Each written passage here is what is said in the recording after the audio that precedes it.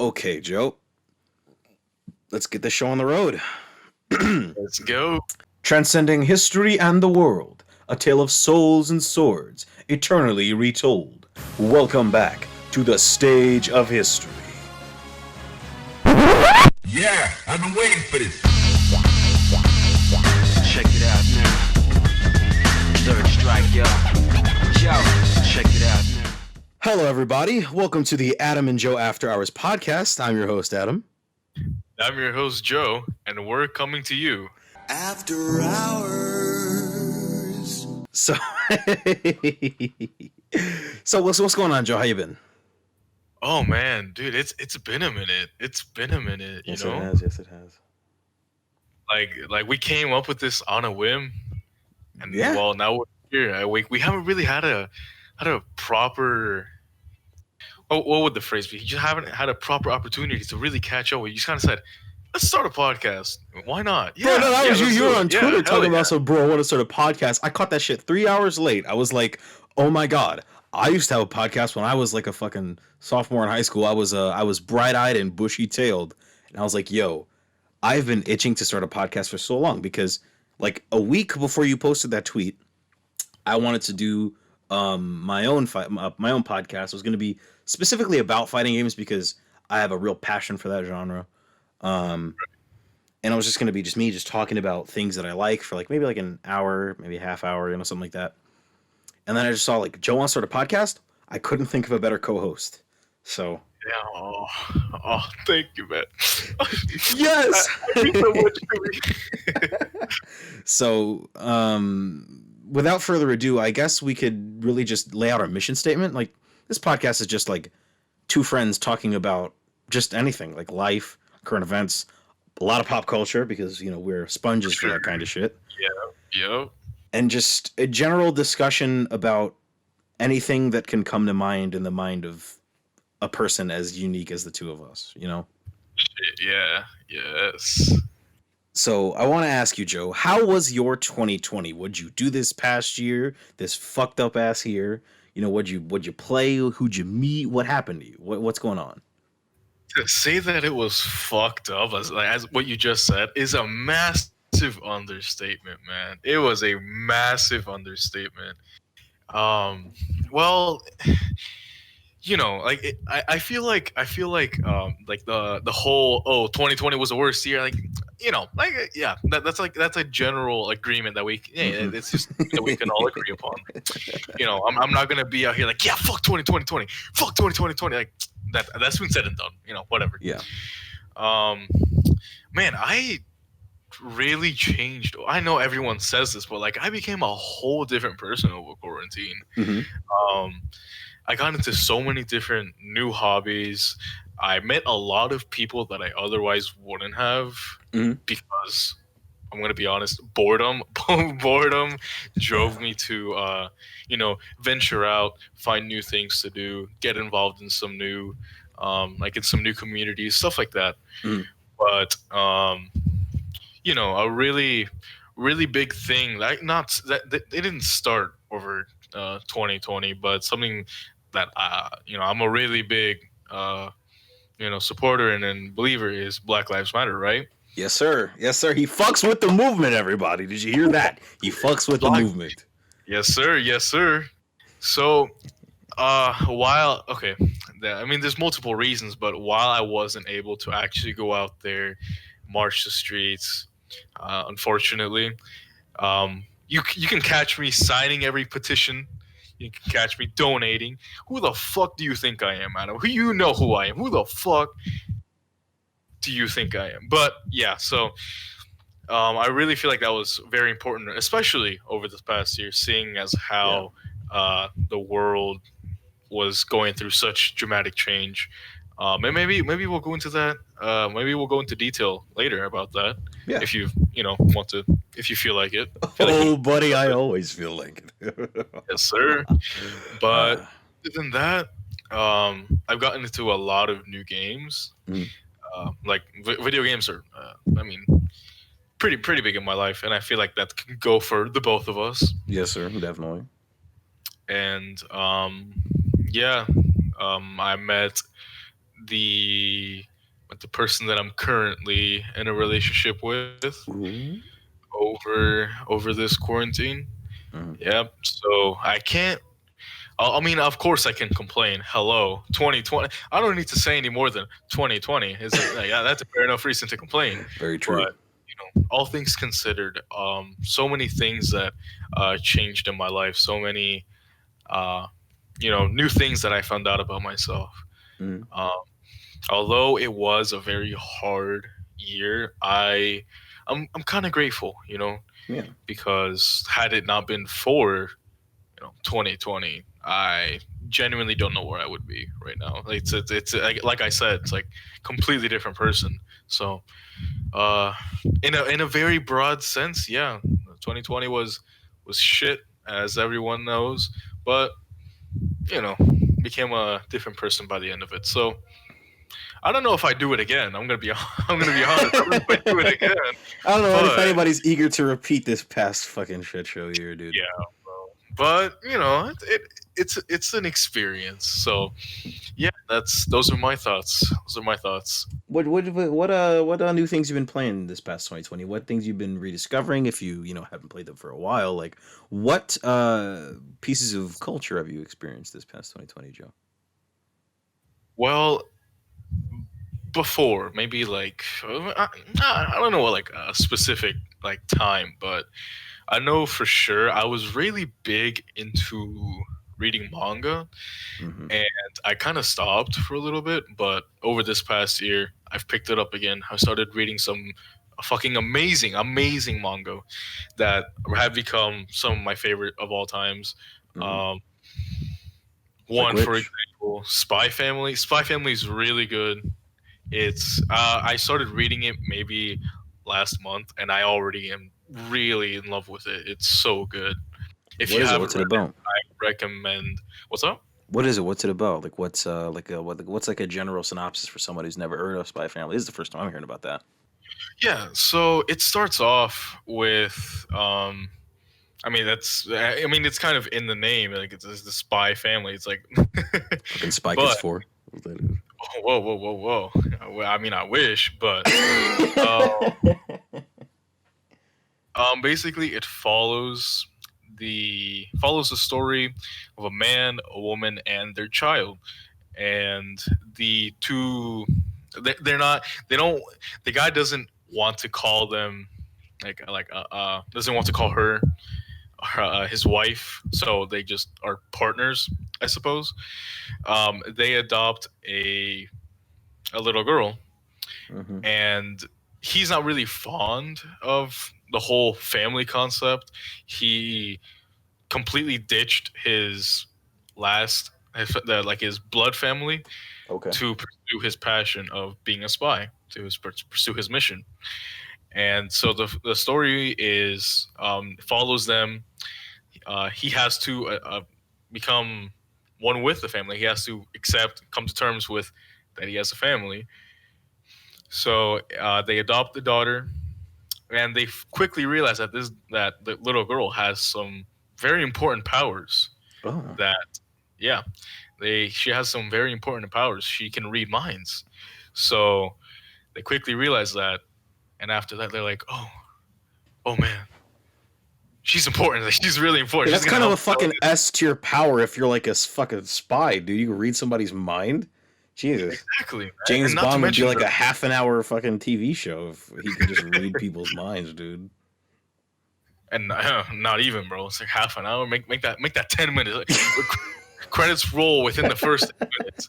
But yeah, the little girl can read minds, and they quickly realize, oh, she's a very important asset to our mission. So yeah, that's basically a short little synopsis of the entire manga. I'm currently on volume 4, 5. I think I'm leaving off on 4 and starting 5, and so far it's really good. It's actually getting an anime adaptation pretty Oh, soon. word? So, yes, sir. So yeah, I'm really looking forward to it. I haven't seen who's actually doing the anime adaptation, but regardless, I'm really looking forward to it because it's definitely one of my favorite mangas that I've read over the past year. Mm-hmm. Hey, speaking of mangas getting a good anime adaptation, read Goku Fushudo, Way of the House Husband, if you haven't read it already. Yep. That shit Yep. is god tier. It's so fucking hilarious, dude. Like, I'm sorry, go on. I was gonna say, like, just anyone who's listening, if you haven't read Goku Fushudo, Way of the House Husband, please read it before it gets the Netflix adaptation. I believe on Amazon, or in Viz, like official translations, you can buy up to volume 4 officially, as you know, they've released it. So, and it's supposed to be getting an Netflix adaptation, I believe, in like March or before summer. I think this year it's going to be getting its anime adaptation on Netflix. So, if you haven't read it already, please go do so. It's fucking hilarious.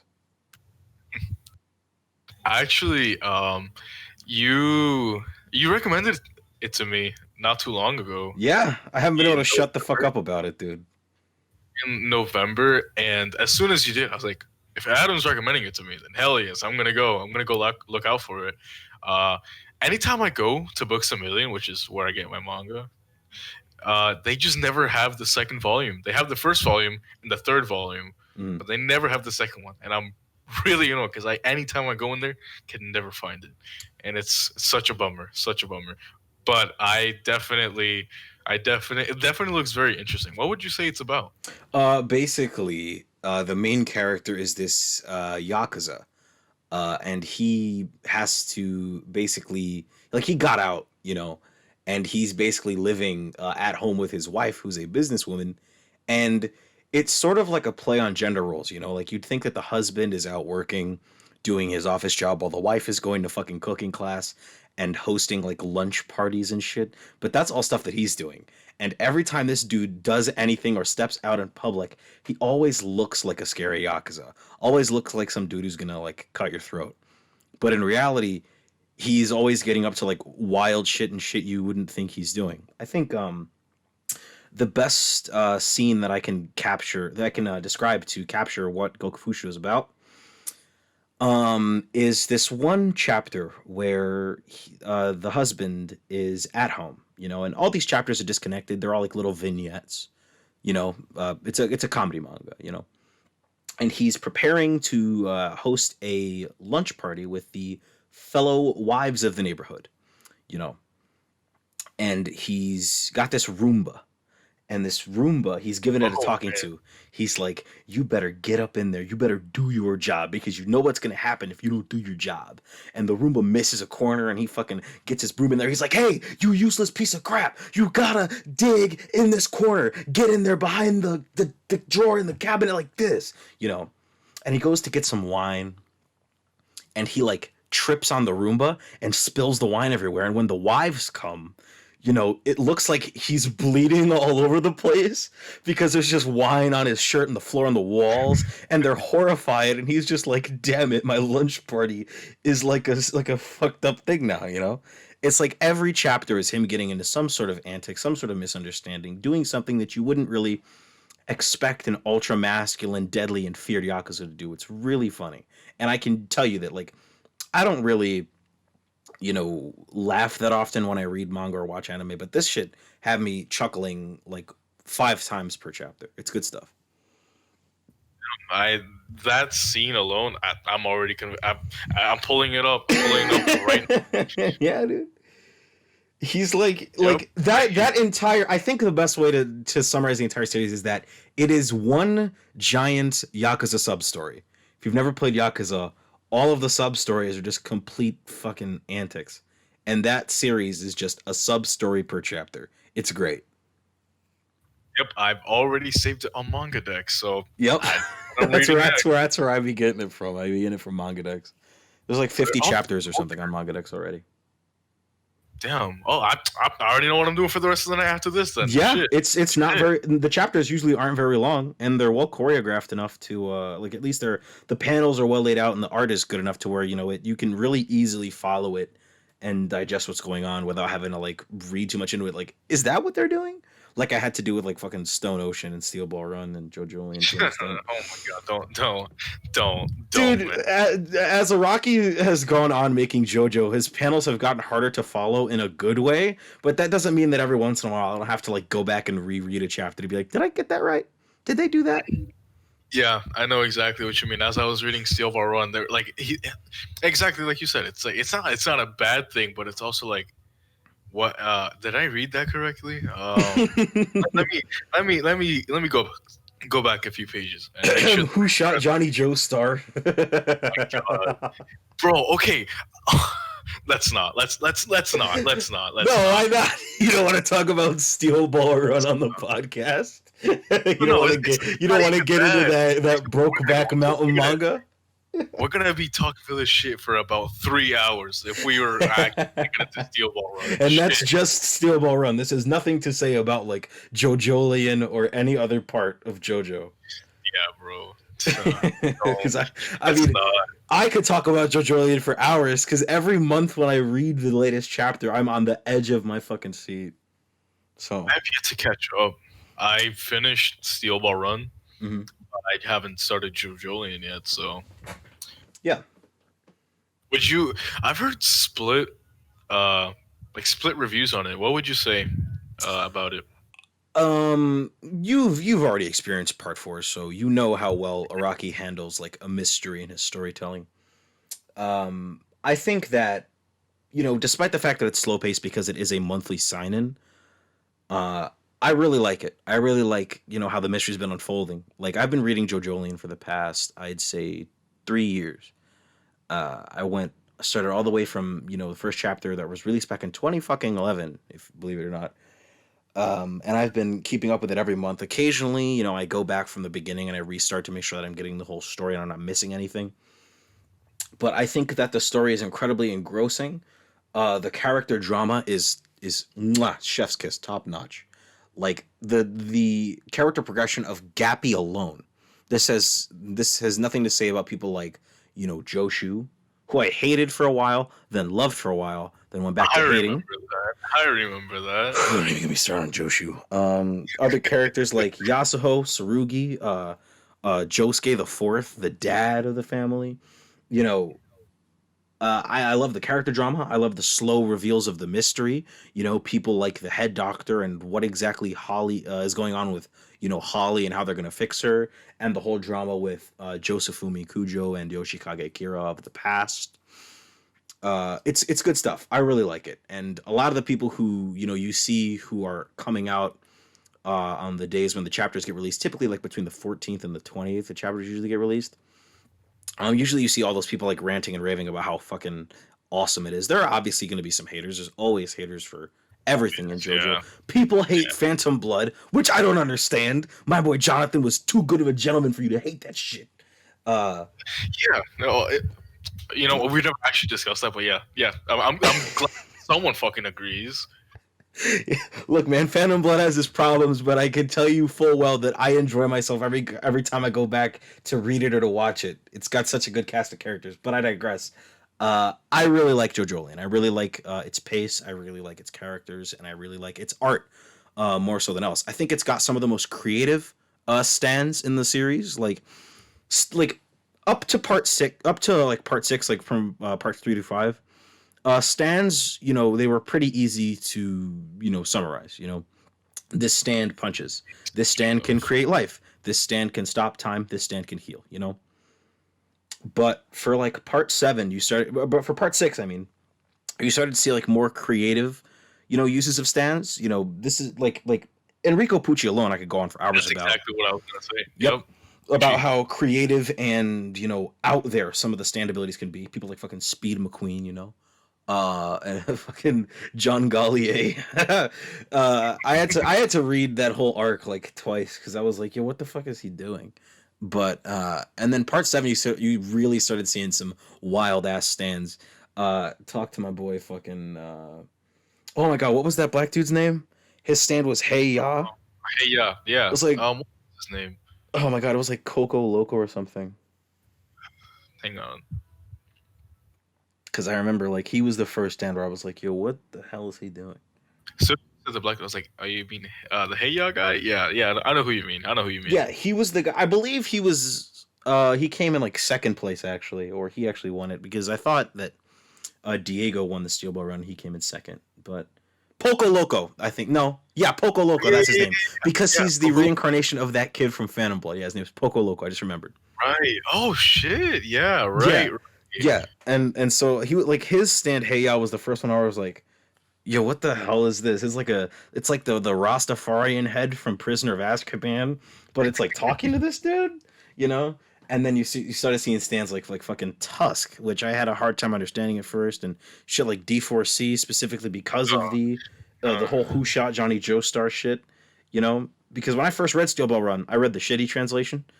Uh, it wasn't really Oh like man. bad. It was just that it had like a typo that really fucked up how you understood the whole that whole scenario, you know. Rest of the, yeah. Like I was like, oh, where's Magenta again at what time, you know?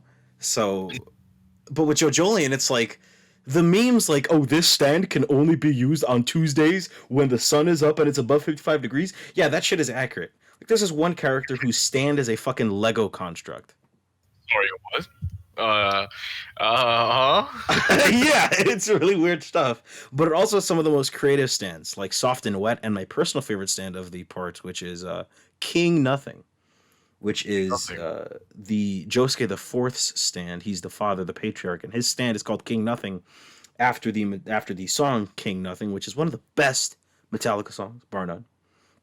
And it's like his stand is like a humanoid, but it's like puzzle pieces, and it like tracks scent, and like the puzzle pieces detach and they go to where the scent is and whatnot. It's really creative stuff. Stuff like the Rock Humans, the Rokakaka, the Equivalent Exchange. Just as time has gone on, this man Araki's gotten wilder with his fucking ideas, man. So That gives me something to look forward to when I eventually get to reading JoJo Lane. I've heard that it's actually like the chapters are longer. Like yeah, they're like seven, part hmm 7 long. yeah. It's because well, Part Seven's chapters like I feel like Araki was getting used to the sign-in style of Part Seven, and like you could like there's like a vast difference in the quality of the writing from the beginning of Part Seven to the end because he'd gotten used to the longer chapter lengths and how to 100%. pace a story around it. And JoJolian's just completely built around those longer chapter lengths because it is a sign-in. You know, he's able to get away with like a lot more adult story elements. You know, he's able to tell a lot of the things that he wasn't, or show a lot of things he was only able to tell previously, and Right. it's It it's was it's great. during Weekly Shonen Jump. Yes, back when like all the way from part one all the way up through like the first like I believe it's like 10 or 20 chapters of part 7 that are in Weekly Shonen Jump. It's JoJolion and just seinen manga period. It's a lot more of like an actual like sit down and read it experience. You know, because like a lot of manga, like you can just read that shit on your phone.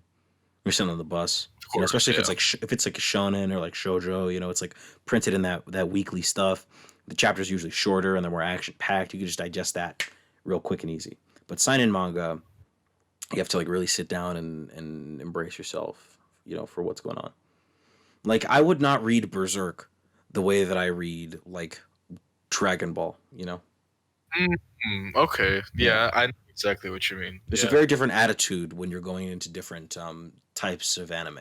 And I think JoJolion is one where you will be primed for it by reading Steel Ball Run and you'll be able to enjoy it, but you need to switch your brain to that mode. 100%. No, yeah, I get what you mean. So Yeah. it's kind of like what you were saying earlier. To use that example of yours where you were saying Berserk and Dragon Ball, feels like with Dragon Ball, you just kind of sit back, relax, read the pages as they go. You don't have to think too much about it. It's like, oh, these guys are fighting. Oh, cool. Meanwhile, with Berserk, you have to actually actively be paying attention, reading all the dialogue, looking at the environments, even. Yeah, Mm-hmm. it's um, definitely more intensive and a lot more attentive than like the Weekly Shonen Jump, like you were saying. I was gonna bring up the artwork for Berserk because like Dragon Ball's artwork, I love Toriyama's art style and I love what Toru Otaro is doing, but it's very easy to look at and like just keep going. It's like, oh, Goku goes left. Very That simple, also has very easy. a lot to do with it. Yeah. And then like you read like Berserk and there's like a lot of, you know, spreads and the artwork is very intricate and the inking and the lining is very deliberate. So you take a second to digest every single panel. often when I read a Berserk, I will first like do like a cursory read where I like get this. I'm like, okay, I've got the story, and then I'll go back and I'll just go back and like appreciate all of the artwork that is being done because it comes out like I believe it's monthly, isn't it? Berserk? Yeah, I believe so. Yes. yeah.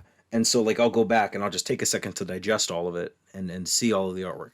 It's same thing with JoJolian, where like you can read it once and kind of get what's going on, go back a second time, really take in every little piece, every little bit that's in there. That's the difference between shonen and seinen for me, at least. Definitely. I 100% completely agree with what you're saying. Yeah. So I want to ask you, Joe, Mhm. have you been keeping up with everybody's favorite punching bag as of the last like 2 months? CD Projekt Red and their hit, critically acclaimed video game, Cyberpunk 2077, as I have been. Oh man. No man. Oh, I don't even know what to say. It's like, yes, yes. Although I will admit here, I will admit, I did not buy into the hype of Cyberpunk 2077 at first. Yeah. It took me around maybe, I don't know, maybe August, Mm. September of this year to actually be like, damn, this is gonna be cool. Like, damn, oh my god, that's when I actually fell into the hype. Yeah. And but I wasn't as big of a like as I because I wasn't following it for long, like for that compared to like other like when it was first announced, what in It was 2012. 2013 12. 2012, yeah. 2012. And people were following all the way from back then. I just now started like caring about it really. So although I my disappointment was not as like heartfelt as those people, Hmm. I definitely I feel weird about it, right? Because for a game that's been in development for that long, right?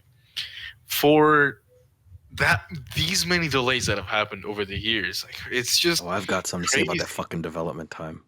Yeah, yeah. I'm can't wait to hear it. But it's just I know that video games will never be perfect, right? That's just that's not ever really gonna happen.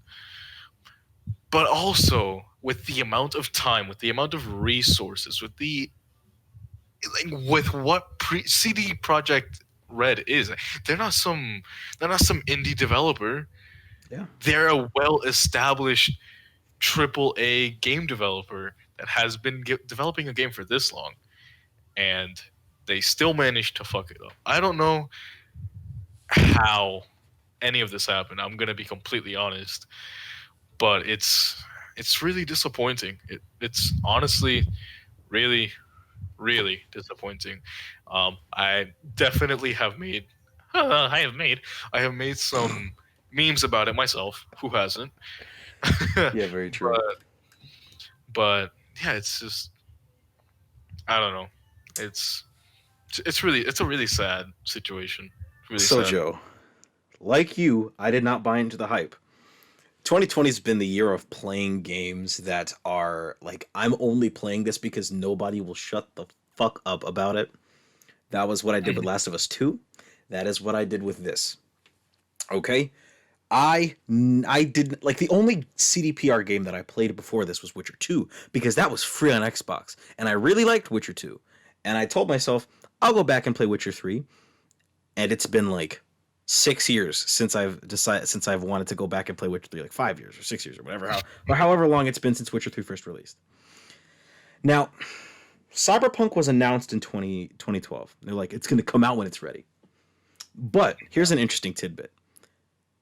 Witcher 3 Blood and Wine came out in 2016. Let me just do a quick Google search to see. Witcher 3 Blood and Wine was released on the 31st of May 2016. Cyberpunk's development did not begin until then. So Cyberpunk has only been in development for, until its release, it was about 4 years. About 4 years, yeah. About 4 years. It was only in like the conceptual skeleton crew stages from 2012 all the way to 2016. That's 4 years. That's half of its development time. And based on all of the stories that have come out about, the work environment at CD Projekt, based on all the shit that Jason Schreier has, said and revealed, and all of the, insider information that's actually been verified, Cyberpunk had to have at least been ground up restarted like twice within that 4 years. Gives you that impression. There's just been a lot of actual, like, there's like a lot of unconfirmed reports about CDPR, and I don't listen to those, but there's been like a lot of actual legitimate stories about like high turnover rates and massive crunch time and stuff that was going on up until the final date of we're going to push this out now whether you like it or not. That was suggesting that they just kept adding in and taking stuff out and adding in and taking stuff out and restarting. And this is CDPR's first like open world exploration type game. Like The Witcher is open world to an extent, Mm-hmm. There's like this massive world to explore, a lot of stuff to do, but it's not similar to something like Grand Theft Auto or Saints Row. For sure, yeah. Cyberpunk way more resembles Grand Theft Auto, and this is their first time making something like that with actual like driving mechanics, with guns, stuff like that, And there's just a lot to suggest that they were just putting stuff in, and then if it caused a problem, just yanking it out, especially closer to release. And there's like high turnover rates. There's incredibly disgusting and factually verified stories of crunch going on at CD Projekt that back up this sort of idea. And so I never believed the hype about Cyberpunk. I only bought it, I only pre-ordered it because people were saying, "Oh yeah, it's going to be good." And I pre-ordered it, played it on a launch day, and I played it on my PS5. That's definitely a very important thing to know. Your PS5. Yeah, my Sex Station 5. I played on my PS5, and I was getting a fucking lot of bugs. It would crash regularly, freeze, and glitch regularly. My favorite glitch story from Cyberpunk 2077 is this. There's this mission. There's this character named Pan Am. All right, everybody's favorite character because she's got the wagon, And I was doing Pan Am's quest line. I was like, okay, she's pretty cool. Might be the move to have my character, my version of V, romance her. And I died in this one specific mission.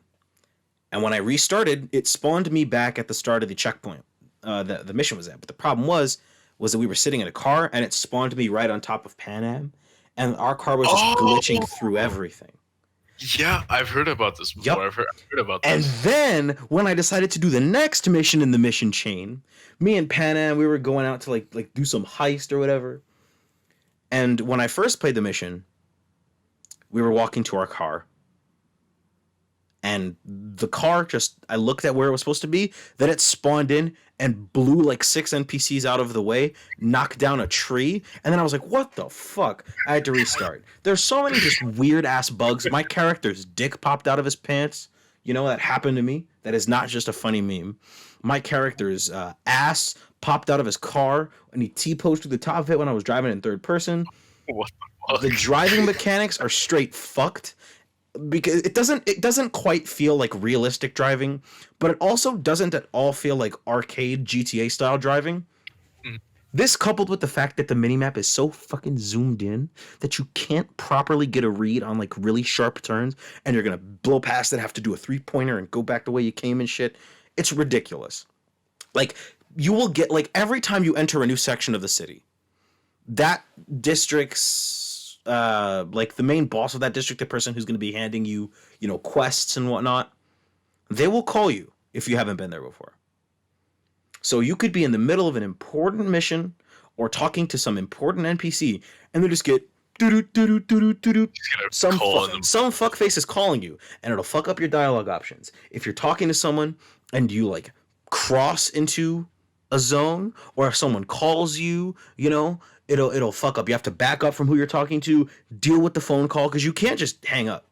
You have to wait for that shit to time itself out, which sometimes it doesn't, or you just have to just grit and bear your teeth through it. Just doesn't work. Jeez, so many man. T-posing NPCs and broken fucking set pieces. Such a From simple option that they won't let you do. Hang up. Wow. Okay. Yeah, most phones have that. It's like, would you like to answer this call? Yes or yes. Uh, we all know the big wholesome Reddit gold speech 100 God himself, Keanu Reeves Chungus. He's in the game as Johnny Silverhand. I'll pay you $100 to never say that again. Whoa, Reddit moment.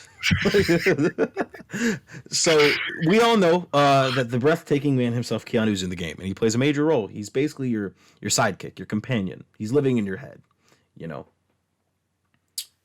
And apparently, the role of the character Johnny Silverhand was completely different right up until Keanu Reeves was signed on to play him, from what I've heard. So there's this character. I don't know if have you played Cyberpunk, Joe? I have not because I still have a PS4. I've not managed to get a PS5. So until I get a PS5, completely avoiding Cyberpunk. And B, I can't even get Cyberpunk anymore because they took it off the PlayStation Store. I got my copy refunded, so I know how that is. But there's this character called Jackie. Jackie is like us, Joe. He's a Hispanic guy. He speaks in Spanglish. Yes. Yeah, he speaks in Spanglish. He gets shot. He signs himself with the Spanish sign of the cross. En el nombre del Padre, el Hijo, Espíritu Santo. Amen. Amen. Jackie, he's a real cool, real nice dude. And apparently he's supposed to play more of a major role before his character arc ended, before Keanu was signed on. But then apparently after Keanu was signed on, and they basically reworked the entire story to have Jackie out of the picture faster before your character meets Johnny Silverhand.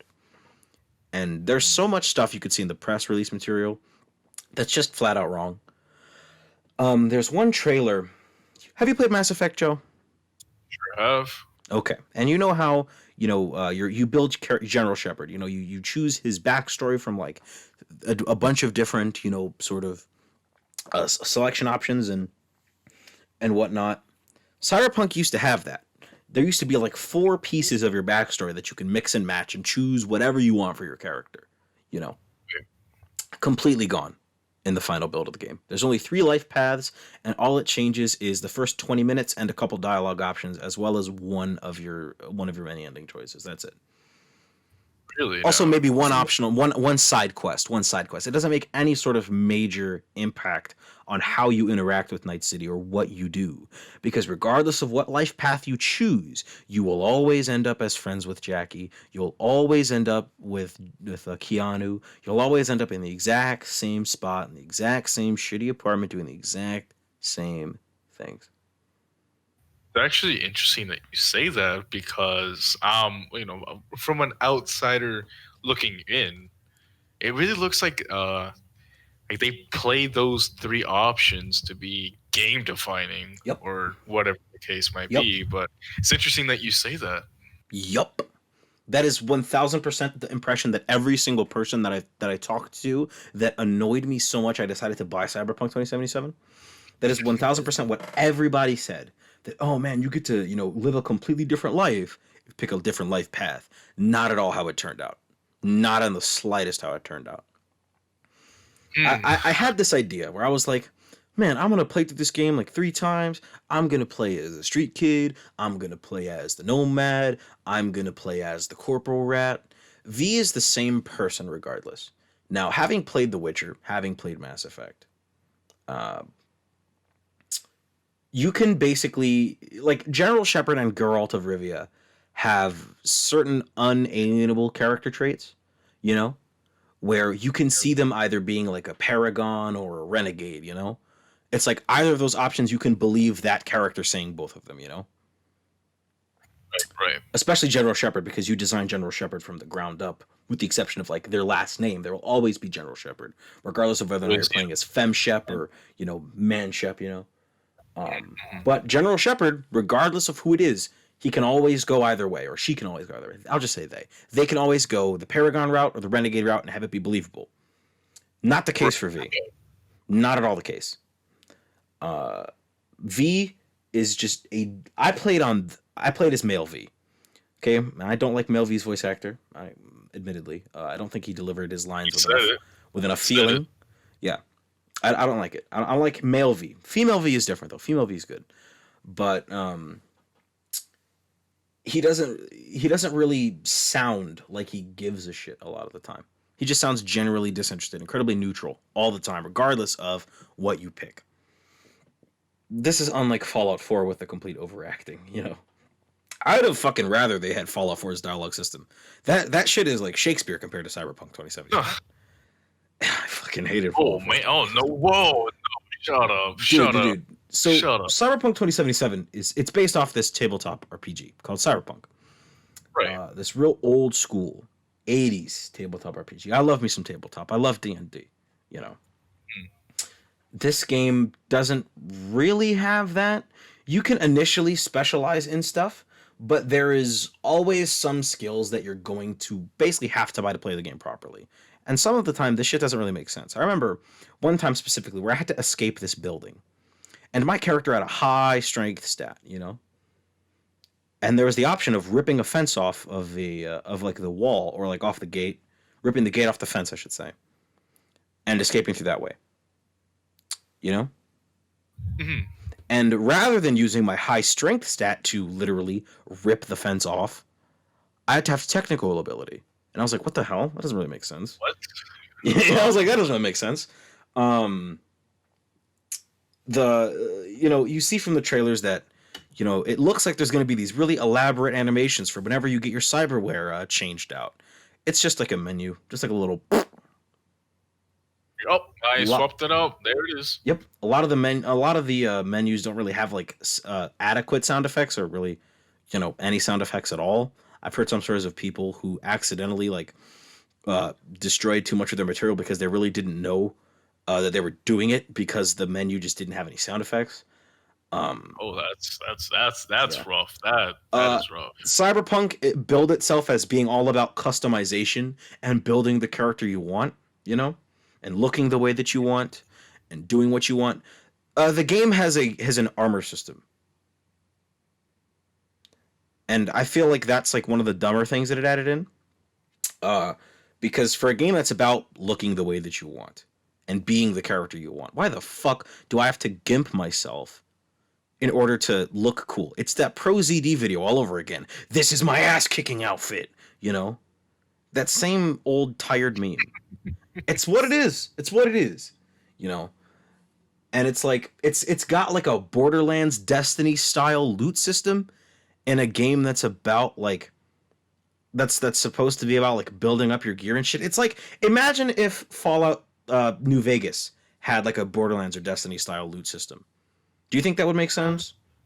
I mean, I understand what you're saying, but that does not fit in at all. Yeah, in my opinion, it like, doesn't. In my opinion, it doesn't. There's some people who like it. I definitely don't. The game's economy, at least from what I played, because I fucking sold that shit. I refunded it. When I played it, the economy was completely fucked. Every single mission, every single quest giver in the game will send you like 5 text messages. Hey, do you want to buy a car? You really want to buy a car, don't you? Hey, I've got this car. You like cars. And it's like, I was like, okay, sure. But the cars are so fucking expensive, not because their numbers are high, but because the game doesn't pay you enough. It's like, congrats, if I wanted to live in a world with, like, you know, where I had no money, I'd turn the goddamn game off and go live my life, you know? Oh my god. Word. Yeah. So, like, there's just so many, like, little and big issues, you know, that I have with that game that I was just like, I don't want to play this shit anymore. I don't know why I listened to anyone and bought the game. Because I wasn't interested. I just wanted the people around me to shut the hell up. And I was like, okay, I'll play it. And then I was like, yo, this shit was worse than I thought it would be. It did not meet my expectations at all. Jesus Christ, man, that's really sad.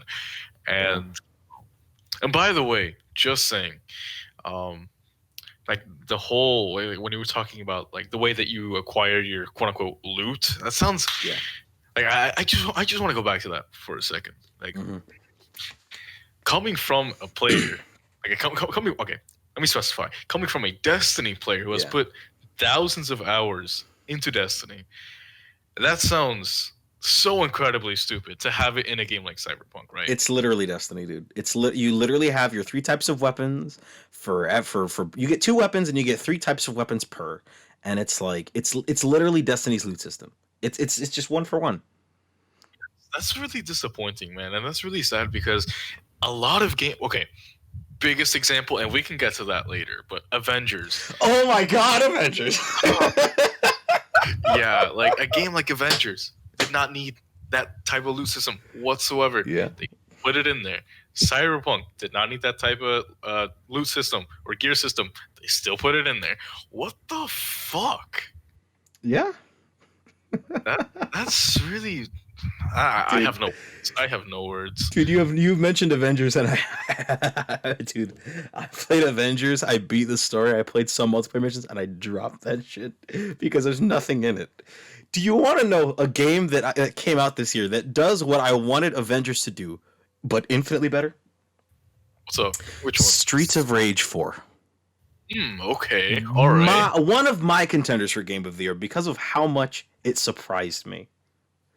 Streets of Rage 4. You've played a beat 'em up before, right? A side-scroller beat 'em up. Of course. You know what Streets of Rage 4 does to reinvent the side-scrolling beat 'em up? Do Adam. Absolutely nothing. Oh, damn. Okay. All right. It is the side-scrolling beat 'em up to end all side-scrolling beat 'em ups because it's just a regular side-scrolling beat 'em up. But it's such a good return to form. And it's just so fun and colorful and vibrant. I really wanted Avengers to be like that. Basically, just like the story, you got your levels. You can go back and play those levels with your friends. You can go do the multiplayer missions, the Radiant missions, where you fight all kinds of people. I thought it was basically just going to be like a brawler, with costumes. But no, Avengers is a full-on Borderlands Destiny-style gear system that really doesn't properly integrate those min-maxing systems and shit. And it's got predatory microtransactions out the ass. And it's fucked. It's so fucked. Every game, it seems like, is trying so hard to mimic Destiny's success. Granted, I'm not really a fan of Destiny. But I'm kind of getting very tired of every game. I have played Destiny. I played both of them. Every game trying so hard to be like Destiny and just fucking it up all the way. The only people who know how to make this kind of loot system are Gearbox and Bungie. That's it. That's it. That's it. And every game is trying so fucking hard to do that. What are you gonna say, Joe? I'm sorry.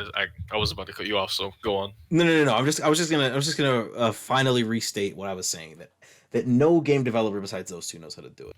I was just gonna say, like it's just you were talking about how it's Gearbox, Bungie that know how to do it, and I was just agreeing. It's like yeah, straight up. There, granted, there might be some developer out there that knows how to perfect these systems, but generally speaking, yeah, it's 100% one of those two.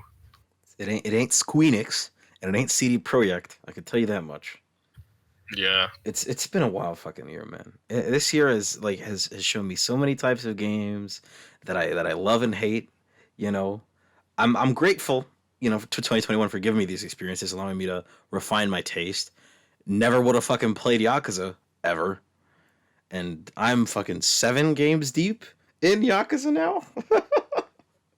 Several hundred hours and $100 into that franchise.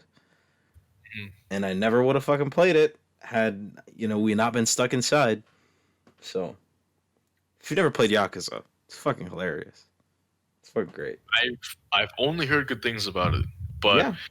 honestly speaking, there are so many entries that I just don't know where to start. I saw Like a Dragon coming out this year, and that one immediately caught my attention. I'm not even gonna lie; it immediately caught my attention. I saw the reveal trailer that came out. What was it, like late last year, maybe? Mm-hmm.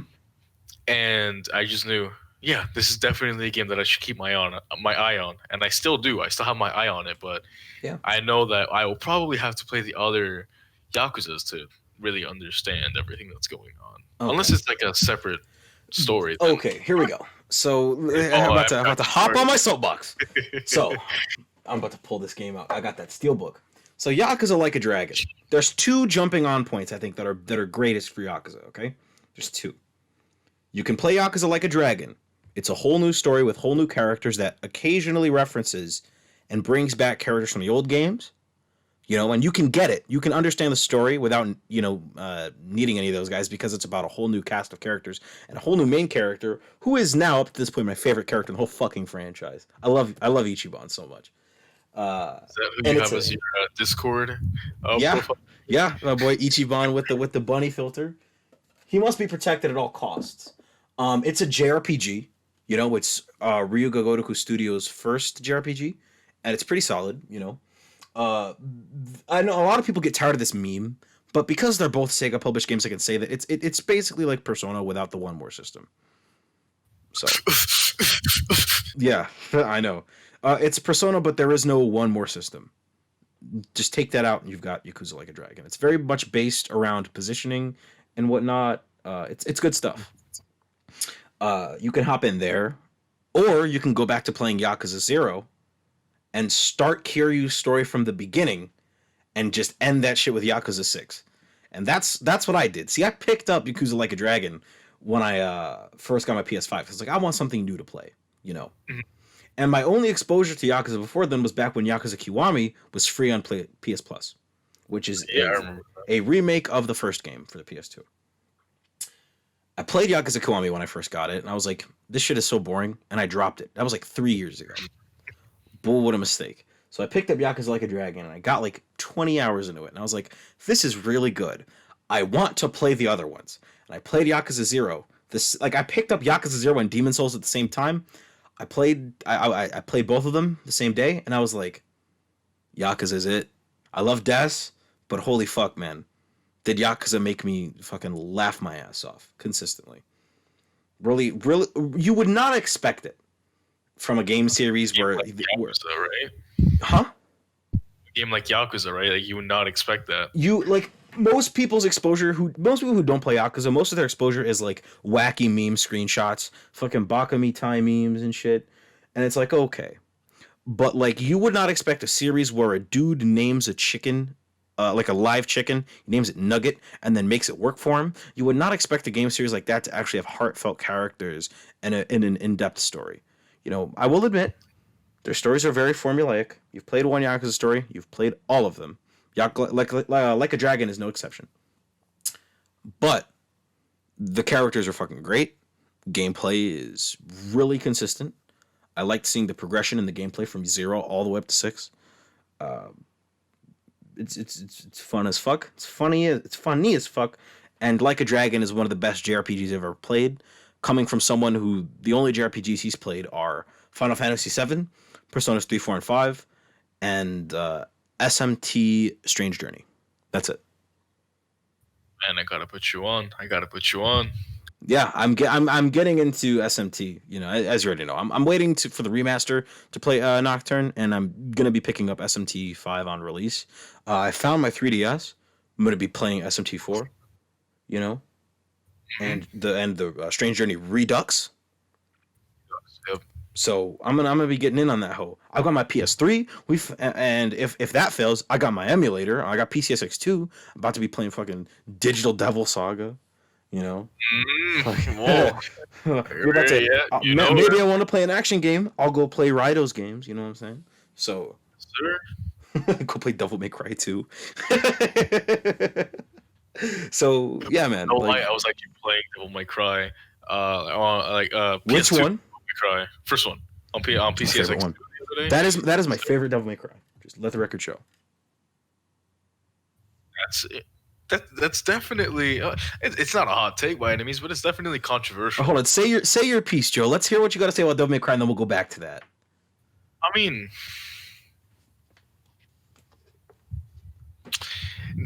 thinking about it, right? Thinking about it is it's hard. It's hard, right? Because well, the most recent one that I played, obviously the DMC5. That's just like I bought it on my PS4. Went to go play it. Yep. So Speaking from that, right? DMC5, it's not the best. It's not the best entry, in my opinion. It's not the best entry. It's the most fun entry. Hmm. The combat is really fun, but it's definitely not the best. What do you think is the best one? You know, yeah. If No, you no, say Devil May Cry 2, I will end this goddamn episode right now. I swear to no, God. no. Oh, thank God. I'm stuck in between 3 and 1. I'm genuinely stuck in between 3 and 1 because I have such fond memories of 3. When I Yeah. was growing up, that was one of my go-to games. DMC3. This is one of my go-to. Yeah, I have such fond memories with it. Maybe that's why I'm holding it to such a high standard. But I only remember good things from DMC3. I remember all the combat scenarios. I remember Mhm. all the boss fights, bro. Oh my god, the boss fights in DMC3. I don't know to anyone who is listening. Please go play DMC. Like it's one of the best hack and slash series like ever, Hey, ever. man. No, man. You say it's nostalgia, but DMC 3 Special Edition, especially, is universally loved for a fucking reason, Joe. You gotta realize. That is true. That game is gassed up endlessly and is said to be the best of the series for a very specific reason. It's fucking amazing. It's great. Dude, I've been playing DMC. Dude, DMC 5 you were talking about? I've been playing that on PS5, been playing the special edition, been playing LDK as Virgil. It's good stuff. I am the storm that is approaching. Getting them just frame judgment cuts is really asking for all of my Virtua Fighter knowledge to come back to me. Uh, it is so fucking hard. Because I can get the first two, occasionally the third one, but get like 4 or 5 in a row is fucking impossible for me, dude. Man. Oh, Yeah. but it's good stuff. DMC 5, I agree. Like you said, it is the most fun. Especially because because of the way the music system works in DMC 5. God. Where The music in DMC. Oh, what was this? Like a 4-hour podcast if we're sitting here talking about the DMC5 music. Oh my god. but to call up fucking Casey Edwards, start talking his ear off about how fucking amazing fucking Devil Trigger and Bury the Light are. Oh my god. Bury the Light. Okay. Yeah. Let's not. I am the storm that is approaching. It's good stuff. Bury the Light and Devil Trigger are my two favorite songs in that whole game. Facts. Legitimate facts. Despite the fact that my favorite playable character in DMC5 is fucking V. I agree. Pretty weird thing to say. He's a very odd ass character, but like just V's sense of style and playing with the fucking bird and the fucking tiger and fucking nightmare and shit, fucking monsters from DMC1, shit was sick, but it's just the way he carries himself, V specifically. I like Virgil, I like Dante, I like Nero, I love those guys, but like just V. That's all I gotta say is just V. He's hot. He's got sick ass music track. He's got an interesting and really weird gameplay style. I mean, sign me up. It's definitely different compared to the other playable characters. So I mean, I'll give you that. It's not like I'm offended or anything. It's like, No, it's just his weirdness. That's what attracts me. It's just how different he is. Like you play as like Dante or Nero, you run up, you do your fucking stinger, then you uppercut and you do your sword, then your fucking gunshots to extend it, and then you zoom back over, and whatnot. You just do your style switch, Royal Guard, right. Fucking Royal Guard carried me through so many boss fights. Oh my god, dude! I would not have been able to pull that Virgil boss fight off if I didn't put on Balrog and Royal Guard and just play that shit like it was a match of Street Fighter,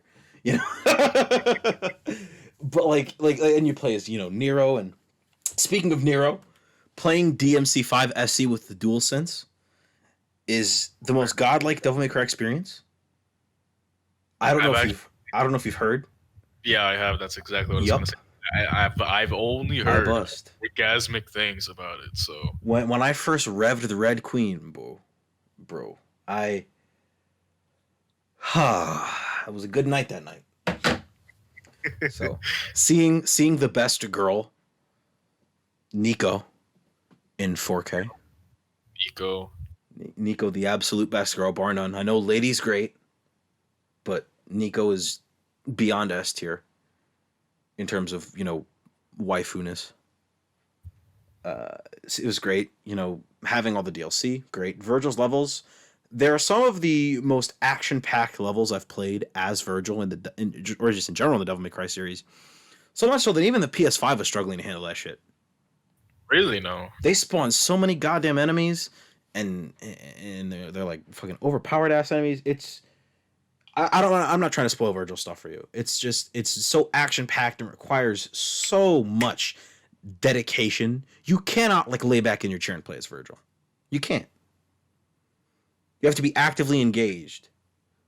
Especially. Does it lock in a difficulty? Say it again. Does it lock in a certain difficulty? I'm unsure, but I've only been playing on an LDK. Okay. Then I want to go back and play this shit in like DOD, So, it's great. DMC5 SE is great, but DMC3, like you said, you think it's great, but like the reason why people gassed it up is because it's like it's. I think that it's one of the better ones. It's in my contender for my favorite one. That and the first one. And the reason I like the first one so much is probably purely because of nostalgia. I mean, like, you see Dante using a lightning sword and being like, "Oh yeah, baby, let's rock." Like, that shit just blew my mind as a child. It blew my fucking mind. Acting is awful, though. I mean, I have to agree. Shit is cheese. But okay, but let's be real. Let's be real. The entire DMC franchise is pure cheese. It's pure cheese. Cheesy. It's pure cheese. But I love cheesy things, Joe. You know this about me. I love cheesy things. 100%. I be watching old kung fu movies all the time. So, like, cheese is great. Like, I admit like the acting is bad, but it's so funny to watch it. Like Dante, he's a fucking dork. We all know this. Yeah. Like that first scene in DMC3 really establishes that Dante, he isn't always completely badass. He's kind of a nerd. Kind of is. Yeah, sure. Yeah, let's put it that way. For a man that gets so much ass, he really gets no ass, and I understand why. But then again, if I was Dante, I wouldn't exactly want to fuck the woman who looks like my mother. That'd be kind of gross and weird. Save that shit for fucking Virgil. If you think about it. My mommy didn't love me. Virgil's got fucking mommy issues, dog. Serious mommy issues. Hardcore. But you want to hear something really hot, some really spicy take. Oh, yeah. You know what DMC game is not as bad as people say? Is DMC Devil May Cry. Bye. I'm goodbye. Hold on. If you play the definitive edition, where they've cut out, they don't have some of that stupid ass dialogue that Dante had in the vanilla release, the one that most people played. It's got reworked combat and whatnot. Don't get me wrong, second least favorite in the series. Least favorite will always be DMC2. Second least favorite in the series, but it's not as bad as I thought it was going to be when I first played it. Not as bad. Infinitely prefer classic Dante, but you know what? I thought that this would be a long, ongoing podcast, but after the statement you just made, maybe you're right. Maybe it's not good. Don't get me wrong. It's not as good as it's not good. It's not as good as DMC4 by any stretch of the imagination. Nowhere. It will never be as good as DMC4. It's just not as bad as everyone says. That's the only praise that I can give it, is that people hated on it a little bit too much. Okay. It's well deserved. Yes. Well deserved. It is. Yes. So very well deserved. I mean, again, maybe you're right. Maybe you're right. The definitive edition does make it a slight less pain to play. Yeah. But from my experience, the first 3 hours and then I dropped the game. From those first 3 hours, no. It's still cringe. It's still awful. Dante is a stupid fuck. And I hate him. I don't know what the fuck. I don't. I don't know what the fuck is going through their heads when they decided that the DMC Devil May Cry should be even developed. I mean, That was Capcom. That was just Capcom. Because if you actually do a little bit of research into the history of the game DMC Devil May Cry, initially, Ninja Theory wanted to make Dante or Dino or whatever you want to call him. They wanted to make him look, even more like Dante. He still had the white hair, still had the red and black. He still used his sword and pistols oh man, in the way that they look. It was Capcom Japan, who said Westerners won't buy this if it isn't completely different. And it's like good old Capcom, known for making splendid business decisions. I know that just by virtue of being a Street Fighter fan. But holy shit, did Capcom really drop the goddamn ball when it came to managing that project? I mean, I'll admit that the game director wasn't exactly the nicest person on social media. He wasn't exactly the nicest person in his interviews. But holy shit, did Ninja Theory set out to do something completely different with DMC Devil May Cry than what actually got printed and produced? It was initially Capcom's fault. Initially, okay, that's fair. I actually did not know that little bit of trivia about DMC because I just kind of block it out of my head most of the time, pretend that it does not exist. Like I said, I played the 3 hours of it, immediately dropped it, never thought of it again until right now. But it's interesting to know. I mean, I guess they're not all at fault, but I mean, either way, I can't excuse this godforsaken entry into one of my favorite franchises ever. If you go back and look at that concept art, Dante was he was basically gonna look like a fucking ninja, dude. It was looking pretty sick. He was gonna have like a blindfold or whatever the fuck. He looked pretty sick. But Capcom was like, we need Dante to look like a loser. And Ninja Theory was like, okay. And they made Dante look as much like a loser as possible. I mean, they got that. They got that right at the very least. I mean, Capcom makes great action games. Devil May Cry, fucking Asura's Wrath. That's an underrated game. Holy absolutely. Shit, I've not heard that name. Absolutely underrated. My God. Shit. Oh my, I just got oh my God, that name. You just gave me flashbacks to like 2010 sitting on Xbox 360 playing that game, man. Dude, the only reason I picked that game up was because I heard that Ryu and Akuma were in it. And I actually played it, and I was like, holy shit, this dude is like... It's like if Capcom produced God of War. That's actually pretty... Yeah, that's pretty accurate. It's good stuff. Holy shit, man. Fucking... Damn, bringing back memories that I forgot I had. God bless you, Adam. God bless you. That's what I'm here for, is to call back to your childhood. But dude, it's wild how Capcom just kind of just dropped Asura's Wrath. Like, I don't even think they re-released it. I don't think they did. The only way you can play Asura's Wrath on modern consoles is if you use PS Now or something. I don't know if it's on Game Pass. Granted, I don't know.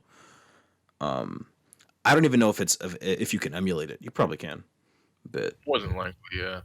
And I'm looking at it right now, and damn, this shit came out in 2012. I thought it was way before that, man. 9 years old. Holy shit. Yep. It's old as hell. Actually, yeah, almost a whole 9 years old. It's in February that it released. Damn, Capcom, y'all better print some free money by releasing it on modern consoles. Straight up. But then again, Capcom is known to fucking hate money. Darkstalkers. God, they didn't fucking bring me. Darkstalkers hasn't had a re-release since the PS3. The only recognition Darkstalkers get is from Marvel vs. Capcom and from like Street Fighter costumes. That's it. That's the one fighting game that they released, right? What are you talking about? They released a single. Three. They released 3 of them. Oh, did they? Okay. They released a trilogy of them back in like the 90s, early aughts, and they re-released it on the PS3 and left it to rot. Capcom has been known to disrespect Darkstalkers a lot. There's this fighting game, one of the greatest fighting games ever made, called Capcom vs. SNK 2. Mark of the Millennium Right. 2001. And Oh yeah. Capcom, they redid everybody's sprites except for like Sagat. They redid like every character's sprites and it looks amazing. But Morrigan is literally the same sprite from like Darkstalkers 1, just gussied up a little bit. And I'm like, what the fuck? And Morrigan as a character, if you ever play Marvel vs. Capcom, it is a gamble as to which Darkstalkers characters you're gonna get. Like MVC3, I know it had Morrigan. I think it had like Shinko, and that's it. Oh man, a grand total of 2 to represent the entire series. Oh, that's awesome, man. Dude, Marvel vs. Capcom is infamous for putting some weird ass characters in their games. You know, one of Capcom's flagship franchises, Resident Evil. Do you want to guess which Resident Evil characters are in Marvel vs. Capcom? Because there's only 3 or 4. There's only 4. If I had to take a guess, I'm assuming it's none of the MCs or none of the playable. Hold on. Go give me some names. I'll tell you if you're right. I've got my 4 fingers up. I'll put them down when you give me a correct name. Go ahead. I will give you an affirmation if you get it right. I'll ding you if you get it wrong. All right. Let's see here. Let's see. If I had my first guess, let's go with RE3. Let's see. No, actually no. My first guess, Leon. Nope. That's such an obvious entry or such an obvious answer that I'm not surprised. You fucking think, Joe. You fucking think. Let me see. Let me think of an antagonist. Nemesis. He's there. Oh, Nemesis is there. Okay. Nemesis is there. Okay. Let's see. Who's the bitch from RE6? The guy from RE6. There's like 3, dude. You talking about Jake? You talking about Chris? You talking about Chris is there. Chris from Resident Evil 5 is there. He gets one alt. That is Stars Chris from the first game. Just one. Okay, cool. Jill? Jill's there, but it's RE5 Jill with that big ass red thing in her chest. And she gets one alt. Just one. That's her in the Resident Evil 3 outfit. This is all MVC3 we're talking about here. I really have no idea who the last character could be. Oh, fucking... You mentioned antagonists, Rebecca? Joe. You mentioned Rebecca? Antagonists. Okay. Who's the obvious pick for Resident Evil antagonists? I mean, I would have picked... I said Nemesis. That's like the most obvious one that can come to mind. Really? Yeah, I mean, when I see Ari, yeah, Nemesis is like the big baddie that comes to mind. Really? Yeah, man. Not Albert fucking Wesker? Okay, all right, I can see that. He's the All fourth one. This is all MVC3 because in Marvel vs. Capcom Infinite, the 3-year-old fighting game, the most recent one in the series, only had Chris and Nemesis. What the fuck? Yep. And this is coming from MVC3, where one of the fan favorite characters was fucking Wesker. No Leon, no Claire. Granted, I'm not gonna fucking lose any sleep if they're not gonna add like Jake or Sherry or anything. But no Leon and Claire is mind-boggling to me. That is absolutely Because like the wild. most popular entry in the franchise doesn't Is have already- Chris, Jill, Nemesis, doesn't have any of those guys in it, and Wesker's only in like a cutscene in a side mode. So fucking... Stupid. I'm sorry. Idiotic. Free money is not being printed. Say fucking Capcom called Atlas and says, "Guys, we hate money. What are we supposed to do to not get any money?" I need a Fucking second idiot. to like sit down, understand what the fuck what the fuck you just told me. I need to sit down. I need a second. And Joe, you like Atlas's games, and you know that up until like middle of last year, Atlas hated money. To be fair, they I feel like they still do hate money, considering that all of the old SMT SMTs, games, yeah. Persona 1, 2, both of the Persona 2 games are still unplayable on current gen consoles. What the fuck, Atlas? Hold on, I'm getting a call from Atlas. Hello, Atlas. This is Adam speaking. No, I don't own a PSP or PS Vita. And they hung up. That's that's They it. Oh, you know, all right, tough. oh, I'm sorry. Did you want to play the correct translation of Persona 1? Did you want to play our complete re-releases with redone artwork for Persona 2, Innocent Sin, and Eternal Punishment? Did you want to play Persona 3 Portable? Well, then fuck you. That's Atlas. Damn, that's tough. Go find an old ass fucking console that no one is gonna use anymore besides for these specific entries, and go play them there. You know, Yep. whatever. Not It's our problem. mind-boggling, dude. I told you about this when I first started getting into SMT. That on your PS3, you know, we all know how PS3 has the PS1 classics, you know? Right? Yeah. So on your PS3, and they have PS2 classics as well. So on PS3, you can play Persona 2 Eternal Punishment. Take a second to digest that. You might ask yourself, wait, but isn't Persona 2 a duology? And Atlas would look at Exactly. you and they'd say, why, of course, little boy Jimmy. Persona 2 is a duology. But if you don't have a PSP, you know what you can do with Persona 2 Eternal Punishment, right? You know where to stick that, right, little Jimmy? Right up that little ass of yours. Yep. It fucking sucks. Because Man. it fucking sucks. Because, you know, I played this past year, as I already mentioned, I played Personas 3, 4, and 5, you know. I played Persona 3 FES with mods. Oh my god, a fucking I playable. bought it. mod. I bought it for my PS3. Oh. I like Mitsuru used Marin Karen too many times, and I said I'm not fucking playing this shit. Yup. Fucking Marin Karen, fucking hated it. And so What then if you wanted to finish the boss fight? But Mitsuru said, Marin Karen. Oh my god. Marin Karen, dude. And I was just like, I'm just gonna download PCSX2, download the playable the controllable party mod, and I had a good time. Not my favorite Persona game, nowhere near my favorite Persona game. Enjoyed it. Man, that my heart. Nah, man. Everybody who knows me knows that my favorite one, So for Persona 4 Golden, baby. Does anyone want to talk about murders? and like Persona 5, great, but like it's just. Hey Atlas, if you're listening to this, which you better be, or otherwise I'm gonna send you a very strongly worded letter. If you guys really loved money, you would re-release Persona 3 on the PC with all of the extra content that Persona 4 Portable added in. Persona 3 Portable added in, I should say. Just take the content for Portable, put it in FES, release it. Stonks. He says like an ultimate edition. All easy. Fucking Persona easy. 3 Ultimate just stonks. Make that shit like Persona 4 is what, like $20? $20 for Persona 4 Golden is that's already a steal. That's But when it theft. goes on discount, shit. Yeah. I bought Persona 4 Golden Digital Deluxe Edition for like $15. Like Wait, you robbed Atlas? What the fuck? Atlas hates money so much they just gave this shit to me.